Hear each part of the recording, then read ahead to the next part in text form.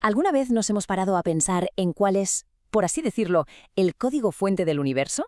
Bueno, pues hoy vamos a meternos de lleno en ello. Haremos un viaje que va desde el plano más básico que existe, el átomo, para entender cómo a partir de ahí se construye toda la increíble estructura de la materia que nos rodea. Es una pregunta gigantesca, ¿verdad? Podría parecer cosa de filósofos o físicos teóricos, pero la respuesta, o por lo menos una parte fundamental de ella, la encontramos en una ciencia que estudia literalmente todo lo que podemos tocar, ver y sentir. Y esa ciencia, claro, es la química. Básicamente es el estudio de la materia, de qué está hecha, cómo se organiza y, lo que es más importante, cómo se transforma. Podríamos pensar en ella como el gran manual de instrucciones del universo. Y para poder entender ese manual, tenemos que empezar por la pieza más fundamental de todas. Y aquí la tenemos, el átomo. Todo, absolutamente todo lo que existe está construido a partir de estas unidades increíblemente pequeñas. Pero ojo, nuestra idea de cómo es este plano fundamental no apareció así, de la noche a la mañana. Ha sido de hecho una de las mayores aventuras intelectuales de la historia de la humanidad. El viaje ha sido fascinante. Empezamos en la antigua Grecia, con la simple idea de una partícula indivisible de Demócrito. Luego saltamos a la esfera maciza de Dalton, al curioso pudín de pasas de Thomson tras descubrir el electrón y al revolucionario modelo de Rutherford que nos dio el núcleo atómico. Bohr intentó poner orden con sus órbitas, pero fue Schrödinger quien nos metió de cabeza en el modelo actual, un mundo cuántico mucho más extraño, basado en probabilidades y muchísimo más interesante. Y así es como vemos el átomo hoy. Un núcleo central pequeñísimo pero superdenso y a su alrededor una especie de nube difusa. Cuidado, esas no son órbitas como las de los planetas, sino regiones donde es más probable encontrar a las partículas que lo definen todo. Dentro del átomo tenemos, digamos, tres actores principales. En el núcleo conviven los protones, con su carga positiva, y los neutrones, que no tienen carga. Y luego, moviéndose en esa nube de probabilidad, están los electrones, con carga negativa. Y son precisamente estos últimos, los electrones, los que de verdad dirigen todo el espectáculo químico. Aquí es donde la cosa se pone seria. Si el átomo es el plano, los electrones son las reglas de construcción. La manera exacta en que se organizan esos electrones, lo que llamamos su configuración, determina absolutamente todo sobre cómo un átomo va a interactuar con los demás. Y claro, esta organización no es para nada aleatoria. Sigue unas reglas súper precisas que llamamos números cuánticos. Una buena forma de verlo es pensar que son como la dirección postal de cada electrón. Nos dicen su nivel de energía, la forma de su orbital, su orientación en el espacio e incluso su sentido de giro. Definen su lugar y su función con una precisión absoluta.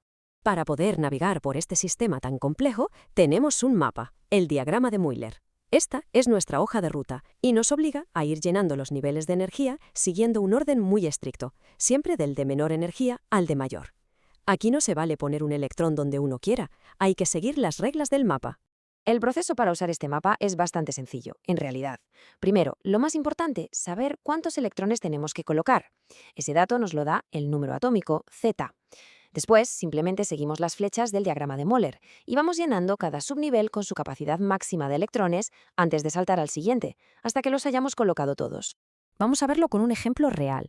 ¿El calcio tiene 20 electrones? Pues nada, cogemos nuestro mapa y empezamos a rellenar los orbitales en orden hasta colocar esos 20 electrones. El resultado final es esta configuración específica que vemos aquí, y es esta configuración, lo que explica por qué el calcio se comporta como lo hace y por qué forma los compuestos que forma. No es magia, es predecible, es una regla. Vale, ya tenemos los planos, que son los átomos, y las reglas, que las marcan los electrones. Pues ahora viene la parte más emocionante, la construcción. Y en química, construir significa una cosa, formar enlaces. Así es como pasamos de tener átomos sueltos a tener las moléculas que forman todo nuestro mundo. Dicho de forma sencilla, un enlace químico es la fuerza que mantiene a los átomos pegados unos a otros. Y todo, absolutamente todo, se reduce a cómo interactúan sus electrones más externos, los que están en la última capa, que llamamos electrones de valencia. Los átomos siempre buscan estar más estables y para conseguirlo tienen diferentes estrategias para unirse. Aquí podemos ver las dos estrategias principales. A la izquierda, el enlace iónico. Un átomo, en este caso el litio, literalmente le cede un electrón a otro, el flúor. Uno se queda con carga positiva, el otro con carga negativa, y ¡zas!, se atraen como imanes. A la derecha, el enlace covalente es distinto. Aquí los átomos de oxígeno comparten electrones. Es menos un robo y más una cooperación para que todos salgan ganando. Este resumen deja las diferencias clarísimas. El enlace iónico implica una transferencia total de electrones, normalmente de un metal a un no metal, y lo que se crea son iones que se atraen. Por otro lado, el covalente, que es típico entre no metales, se basa en compartir electrones para formar moléculas estables. Ceder o compartir, esa es la decisión fundamental que da forma a toda la materia. Bueno, pues hemos hecho el camino completo, de lo más pequeño a lo más grande. Hemos visto el plano, hemos entendido las reglas y hemos visto cómo se aplican en la construcción. Ahora solo nos queda juntar todas las piezas para tener la imagen completa de cómo funciona la materia. La lógica detrás de todo esto es, la verdad, muy elegante y potente. A ver, todo lo que nos rodea es materia. Esa materia está hecha de átomos. El comportamiento de cada uno de sus átomos está dictado por cómo se organizan sus electrones. Y esa organización no es al azar, sigue unas reglas cuánticas súper estrictas y predecibles. Y son esas reglas las que permiten que los átomos se enlacen, construyan moléculas y que esas moléculas, a su vez, lo construyan absolutamente todo.